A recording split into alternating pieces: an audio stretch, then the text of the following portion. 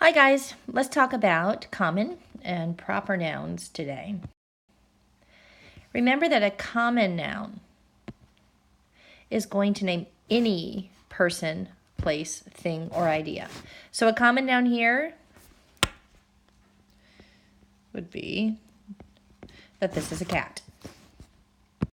A proper noun, however, is going to name a particular person, place, thing, or idea. It will always be capitalized.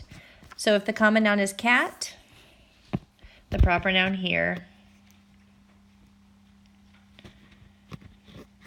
is that this is my cat named Spike. A proper noun made of several words such as Harriet Tubman or Cardinal Newman School, even though it's made up of several capitalized words, is still considered to just be one proper noun. In this sentence, Roger Williams overcame difficult challenges to found the colony of Rhode Island. Sorry, we should not have that A right there.